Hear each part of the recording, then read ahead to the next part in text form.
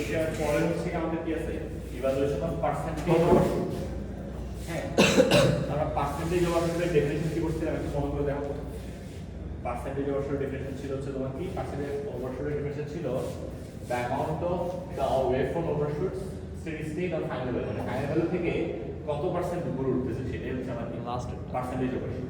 সেটা মেলে ছিল কি C final CP it is difference you have to see final into 100%. এটা ছিল আমার ডেফিনিশন, তাই তো? তো আমরা সি ফাইনাল তো হচ্ছে কি বের করতে জানি নাকি? সি ফাইনালকে আমরা প্রথমে কি বলছি 1 বলছি, মানে আমরা যে সিস্টেমটা ধরে কাজ করছিলাম ওটার জন্য 1 আসছিল, লাস্টে দেখাচ্ছিল না সি ফাইনাল 1 আসছিল। তো এখন আমার সি ফাইনাল 1 আসছে, আমার দরকার খালি কি একটা সি পিক দরকার। সি পিক বলতে বোঝাচ্ছে কি এটা এইভাবে যে উপরে উঠে, হ্যাঁ এই জিনিসটা, ঠিক আছে? এখন সিটি জিনিসটাকে আমরা তো সিটি এর একটা ইকুয়েশন পাইছি, আর একটা মনে করে দেখো সিটি এর ইকুয়েশন ছিল কিরকম দেখতে, এরকম কিনা দেখো 1 minus 1 over root over 1 minus zeta square, তারপর হচ্ছে কি এখানে ছিল কত e to the power minus zeta omega n t, তারপর ছিল কত गाली मैं दे नहीं सकता omega n root over 1 minus zeta square t minus 5 ছিল তো মাইনাস 5 শাবাশ, এটা কি ছিল? আর এটা ছিল কি তোমার? আর এটা ছিল হচ্ছে এরকম না 1 minus e to the power minus zeta omega n t cos omega n root over 1 minus बांग्लादेशों में तो रोबोटिक है नहीं minus zeta divided by root over 1 minus zeta square sin omega n root over কত 1 minus zeta square t, এটাই তো ছিল নাকি? সো আমার হচ্ছে কি কোন টাইমে, আমার হচ্ছে কোন টাইমে সে এই পয়েন্টটা আছে বলতো, এই টাইমটা কত? আমরা লাস্ট দিন বের করছিলাম টিপি সমান পাই ডিভাইড বাই কত বের করছিলাম, পাই ডিভাইড বাই টিপি সমান পাই ডিভাইড কত ছিল? ছিল না pi divide by omega n root over 1 omega n root over 1 minus যেটা স্কয়ার।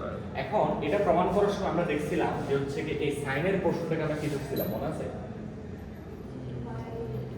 সাইনের পোরশনটাকে আমরা কি ধরছিলাম? জিরো মনে হয় হ্যাঁ, এই দেখো সাইনের পোরশনটাকে আমরা 0 ধরছিলাম, এই জন্য m পাই আসছিল, ভিতরটা m পাই ছিল, মানে এই জিনিসটা হচ্ছে কি তোমার কি ছিল? এই জিনিসটা হচ্ছে m পাই এর সমান ছিল, হ্যাঁ, কিন্তু এই জিনিসটা তোমার কার সমান? 0 এর সমান। তাহলে এই পুরো টার্মটা কি হবে? 0 হয়ে যাবে, তাই তো? তাহলে এই পুরোটা আমার 0 হয়ে গেল, এটা পুরোটা আমার 0, এটা আমার চিন্তা করার দরকার নাই, এটা 0 বসাই দিলাম। এখন t ইকুয়াল টু কত বসাবো আমরা? tp ইকুয়াল টু, যেহেতু আমার কি দরকার ওই পিক ভ্যালুটা দরকার, তাহলে আমার এইটা একটা বসাইতে হবে, তাই তো? তাহলে আমার tp ইকুয়াল টু কত বসাবো? Pi divide by omega n root over 1 minus zeta square বসাবো। সো এটা যদি বসাই তাহলে এটা কি পাবে? এই যে t এবং হচ্ছে কি t এর মধ্যে যদি এই ভ্যালুটা বসে, এই নিচের পোরশনটা আর এই উপরের পোরশনটা চলে যাবে, থাকবে খালি পাই, তাহলে cos পাই মান কত হয়? -1 হয়। তাহলে এই পুরো জিনিসটা আসলে কত? -1। আর এটা হচ্ছে কি তোমার, এটা হচ্ছে -1, এটা হচ্ছে কি 0। তারপরে আলটিমেটলি আমি এই পুরো জিনিসটা থেকে পাবো কত? -1 পাবো না? ওই -1 এর সাথে গুণ হয়ে এখানে কি বানাই দিবে? প্লাস বানাই দিবে। তাহলে আমরা c max বলতে কি c peak আর কি, মানে আমরা যেটা লিখলাম c peak লিখলাম না, তাহলে c peak এর ভ্যালু কত আসছে? c peak is equal to আসছে 1 plus e to the power minus zeta omega n divided by কত আসছে? t এর মান তো pi by omega n root over কত 1 মাইনাস জিটা স্কয়ার না, এই ওমেগা n চলে গেলে আমরা কি পাই? 1 plus e to the power minus pi zeta divided by root over 1 minus zeta square, এটা পাই, তাই তো? তো এখন দেখো ওইটাই কিন্তু আমাদের এখানে লেখা আছে 1 plus e to the power minus zeta pi divided by root over 1 minus zeta pi square. বুঝতে পারছো ব্যাপারটা? তাহলে আমরা সি পিক কেন বের করলাম? ওই যে পিক টাইম যেটা বের করছি ওটাকে আমরা মেইন ইকুয়েশনে বসাই দিলে আমার কি চলে আসছে? সি পিকটা চলে আসছে। এখন সি পিক তুমি পাই গেলা, তাহলে C peak minus C final divide by C final into 100% দিলে আমার কি চলে আসছে? পার্সেন্টেজ ওটা চলে আসছে না? তাহলে সি পিক থেকে যদি আমরা সি ফাইনাল মানে কি -1 ডিভাইডেড বাই 1 ইনটু কত 100% দিই, তখন এই 1 আর এই 1 চলে গেলে আমার পার্সেন্টেজ ওভারশুটের ফর্মুলা কি দাঁড়াচ্ছে? পার্সেন্টেজ ওভারশুটের ফর্মুলা দাঁড়াচ্ছে হচ্ছে e to the power minus pi zeta by root over 1 minus zeta square, এটা তো ডিভাইড বাই কিছু থাকবে না, ইনটু 100%। তাহলে এটা হচ্ছে আমার কি পার্সেন্টেজ ওভারশুটের ফর্মুলা। বুঝতে পারছো? এটা দেখো ওইটাই লিখছে কিন্তু পার্সেন্টেজ ওভারশুটের ফর্মুলা নাকি? তো এখন এখান থেকে আমরা আরেকটা ফর্মুলা বাইর করতে পারি, জিটা ইকুয়ালস টু এটা। সেটা কেমনে হবে? বোথ সাইডে লং নিলেই চলে আসবে তোমার। দেখি দেখার দরকার আছে? বোথ সাইডে লং নিলে জিটার মান চলে আসবে নাকি? বুঝতে পারছো? সো আমরা এটা মনে না রাখলেও চলবে, আমরা এটা মুখস্থ রাখবো। এখন যদি তোমাকে পার্সেন্টেজ এবার শুট দেওয়া থাকে জিটা বের করতে বলে, তখন তুমি এখানে ভ্যালু বসাই দিবা, জিটার ভ্যালুটা বের করে নিয়ে আসবা। জিটা দেওয়া আছে, পার্সেন্টেজ এবার শুট বের করতে বলছে, তাও পারা যাবে নাকি? কোনো কনফিউশন আছে? তাহলে পার্সেন্টেজ ওভার শুটের ডেফিনেশন, পার্সেন্টেজ ওভার শুটের ফর্মুলা হচ্ছে এটা। হ্যাঁ, আর এটাও মুখস্থ রাখলে ভালো আর কি, কারণ হচ্ছে কি তোমাকে যদি বলা থাকে পার্সেন্টেজ ওভার শুট হচ্ছে 5%, তাহলে জিটা কত হবে বের করতে বলছে। তো এটা একটু ডিফিকাল্ট, কারণ হচ্ছে কি তোমার তখন তোমার লিখতে হবে, তখন লিখতে হবে 0.05 equal to e to the power minus pi zeta divided by root over 1 minus zeta square লিখতে হবে। এইখান থেকে যদি জিটা বের করতে হয় তোমার আলটিমেটলি এই ফর্মুলাটা ছাড়া কোনো উপায় নেই। তো আমরা কি দেখাবো এটা কেমনে আসে, দেখানো দরকার আছে নাকি পারবা তোমরা? হ্যাঁ দেখেন, একটা মনে রাখলে তো হ্যাঁ দেখেন, তাহলে কঠিন কিছু না। তাহলে আমার পার্সেন্টেজ অফ শুট কেমনে আসছে এটা বুঝতে পারছি তো সবাই নাকি? এই ফ্লোগুলো একটু মাথায় রাখার চেষ্টা করবে, তাইলে হচ্ছে ফর্মুলাগুলো তোমাদের মনে রাখতে সুবিধা হবে। সো আমার কাছে আসলো কি percentage overshoot is equal to আসলে হচ্ছে গিয়ে একটু দেওয়ার দরকার নাই, e to the power minus zeta pi divided by root over 1 minus zeta pi square into কত 100 আছে। তো আমরা কি করলাম, আমরা বোথ সাইডে লং নিলাম, পার্সেন্টেজ ওভারশুট ডিভাইডেড বাই কত 100, তাহলে এদিকে পাবো হচ্ছে minus zeta pi divide by root over 1 minus zeta square. এবার আমরা কি করলাম, এবার হচ্ছে গিয়ে তোমার ওই পাশে মাইনাস সাইনটা এই পাশে পাঠিয়ে দিলাম, মাইনাস সাইনটা চলে আসলো। হ্যাঁ, এরপর হচ্ছে গিয়ে তোমার আমরা স্কয়ার করতে পারি। হ্যাঁ, স্কয়ার করে দিয়ে আমরা স্কয়ার করলে তোমার কত হবে, log percentage overshoot divided by 100 এটা হোল স্কয়ার, আর এদিকে হবে তোমার zeta square pi square divided by 1 minus zeta square.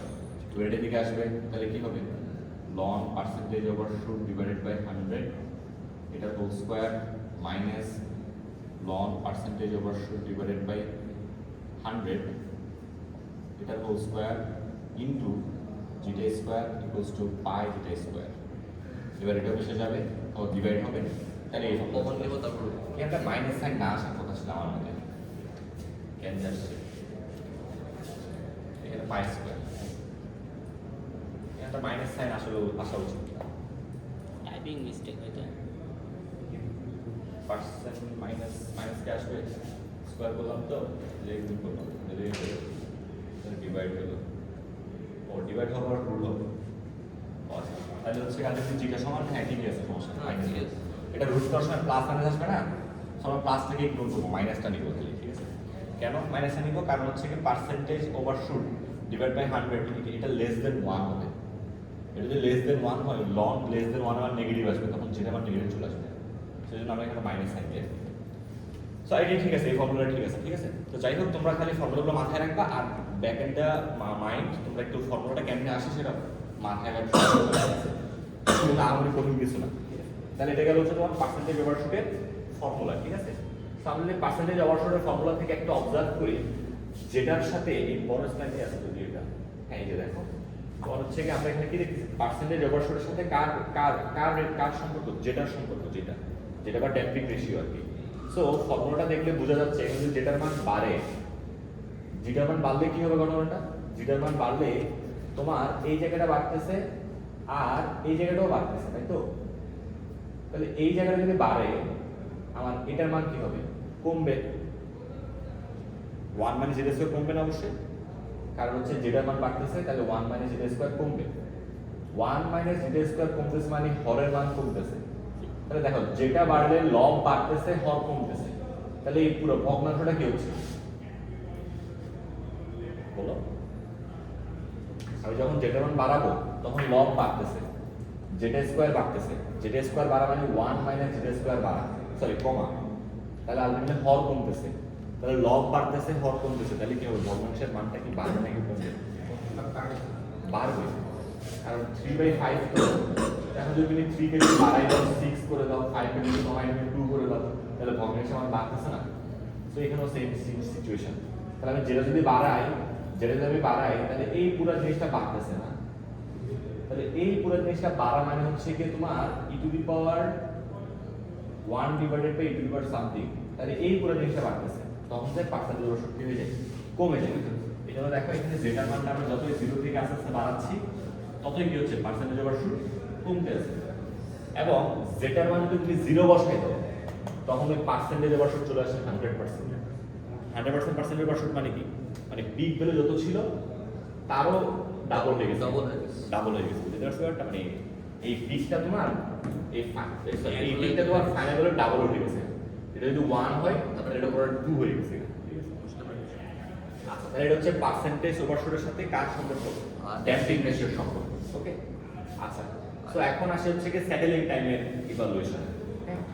তো সেটেলিং টাইমের ক্ষেত্রে ইভালুয়েশনের ক্ষেত্রে আমরা ফর্মুলাটা কি, ফর্মুলা হচ্ছে 4 divided by zeta omega. Sir থাক স্যার আছে। না, এটা শেষ করে যান, আর এরপর আর কল্পনা করে দিন। তারপরে এখানে কি শেষ করে দিচ্ছে এই দেখো এখানে কি করছে, এখানে হচ্ছে কি আমাদের সেটেলিং টাইমের কনসেপ্টটা কি ছিল, সেটেলিং টাইমের কনসেপ্ট ছিল হচ্ছে উইদিন 2% থাকবে না, ফাইনাল ভ্যালু উইদিন 2% থাকবে, এটাই তো, এটা তো আমার ছিল সেটেলিং টাইমের মেইন কন্ডিশন নাকি। তো এখন একটু করে খেয়াল করো, আমরা যখন সেকেন্ড অর্ডার সিস্টেমের এই যে আন্ডার ড্যাম্প কন্ডিশনটা দেখছিলাম তখন আউটপুট রেসপন্স কেমন ছিল, সে এখান থেকে অনেক উপরে উঠে যায়, তারপরে একটু অসিলেট করতে করতে করতে করতে আস্তে আস্তে কি হয়, সেটা লাউড হয়, তাই তো নাকি। সো এখন এই অসিলেশনটা কার জন্য হচ্ছে বলো তো, এই অসিলেশনটা কার জন্য হচ্ছে, এই যে কজ উপাংশটা আছে এর জন্য না, বা এখানে যে কজ প্লাস সাইন উপাংশ আছে এর জন্য কি, বুঝতে পারছি ব্যাপারটা। সো আমার হচ্ছে গিয়ে এটা যতই সামনের দিকে আসতেছে, যতই সামনের দিকে আসতেছে ওই কজ উপাংশটা তোমার কত হয়ে যাচ্ছে আস্তে আস্তে আস্তে আস্তে 1 অসিলেশনটা তোমার খেয়াল করো, অসিলেশন হচ্ছে গিয়ে মানে অসিলেশনের ভ্যালুটা এই যে এই জিনিসটা হচ্ছে তোমাকে একদম কমে যাচ্ছে না, তাহলে আমার এই পুরো জিনিসটা কত হবে তখন, এটাকে 1 ধরা হচ্ছে আর কি। ঠিক আছে, এই যে এখানে লেখা আছে যে হচ্ছে কি তোমার একদম যখন সেটেলিং টাইমের দিকে চলে আসবে তখন এই কজের ভ্যালুটা কত হয়ে যাবে, 1 হয়ে যাবে, তখন আমার আউটপুটটা হবে শুধুমাত্র এইটুকু। তো আমার 1 মাইনাস সামথিং মানে বোঝাচ্ছে হচ্ছে কি 1 থেকে কত কম বা কত বেশি সেটা, তাই তো। যেমন এই পুরো ভ্যালুটা যদি নেগেটিভ হয় তাহলে তখন 1 প্লাস সামথিং হবে, এটা যদি নেগেটিভ, এটা যদি পজিটিভই হয় তাহলে 1 মাইনাস সামথিং হবে। আমরা সেটেলিং টাইম পড়ার সময় দেখছিলাম যে ফাইনাল ভ্যালু যদি 1 হয় আমার সেটেলিং টাইম বুঝে হচ্ছে কি 1.02 থেকে 0.98 এই রেঞ্জে যতক্ষণ থাকতেছে ততক্ষণ আমরা সেটেলিং টাইম বলে থাকি। তো এই জন্য এই ভ্যালুটাকে ধরে নেওয়া হয়েছে 0.02, কারণ দেখো 1 থেকে 0.02 বেশি, 0.02 কম, তাহলে এই জিনিসটাকে আমরা 0.02 ধরে ওই সেটেলিং টাইমের ভ্যালুটা বের করে আমি কত 4 ডিভাইড বাই জিটা ওমেগা বের করে নিয়েছি। ঠিক আছে ব্যাপারটা নাকি। তো তোমরা ফর্মুলাটা মাথায় রাখলেই হবে, এবং হচ্ছে কি আর ব্যাক ইন দ্য মাইন্ড তোমরা কি মাথায় রাখবা যে হচ্ছে সেটেলিং টাইমের সময় আমার এই জিনিসটা কত করা হয়, 1 ধরা হয়, তাহলে এটাই ইকুয়াল টু 0.02, এখান থেকে চলে আসবে তোমার কি সেটেলিং টাইমের formula ts equal to 4 divide by zeta omega. ঠিক আছে, তাহলে এগুলো চারটা parameter, initial time, peak time, settling time, আর হচ্ছে কি পার্সেন্টেজ ওভারশুট। বাকি আছে কি রাইস টাইম না, যে রাইস টাইমের জন্য হচ্ছে কি তোমার কি রাইস টাইমের ইকুয়েশনটা কি এক্সপ্লো 0.9 থেকে ওটা দিয়ে বাদ যাবে। হ্যাঁ, ওটা তো তুমি হচ্ছে কি ক্যালকুলেশন করে বের করবে, এটার জন্য ফর্মুলা ডেরিভেশন আছে, তো ওটা আমরা নেক্সট দিন দেখবো, সমস্যা নেই। তো ডিরেক্ট ফর্মুলা অ্যাপ্লাই করা কি এরকম কথা আছে? ডিরেক্ট, মানে এটা তো ডিরেক্ট ফর্মুলা বের করছে না, মানে ওইভাবে জাস্ট ভ্যালু বসে বের করে তারপর বের করছে। হ্যাঁ ওটাও করতে পারবে, যে 0.9 ধরবা, 0.1 ধরবা, তারপর টি আলাদা আলাদা বের করতে পারবে, কিন্তু এটা একটু বেশি প্যারা হয়ে যাবে আর কি, কারণ তোমার টি আছে কতগুলো, দেখো এখানে একটা টি আছে, এখানে একটা টি আছে, এটার জন্য একটা ফর্মুলা আছে। স্যার ইকুয়েশন বানায় বসাই হ্যাঁ ওটাও করা যায়, সমস্যা নেই। তাহলে এই গেল তোমার চারটা প্যারামিটার কার জন্য, এই যে সেকেন্ড অর্ডার সিস্টেমের আন্ডার ড্যাম্প কন্ডিশনের জন্য। ঠিক আছে, তারপর নেক্সট দিন হচ্ছে কি এগুলোর বেসিসে বেশ কয়েকটা ম্যাথ প্র্যাকটিস করবো, তাই আসলে এখান থেকে এরকম ম্যাথ আসবে না, তারপরে আমাদের টাইম রেসপন্সিবল অনেক। ঠিক আছে, আসসালামু আলাইকুম।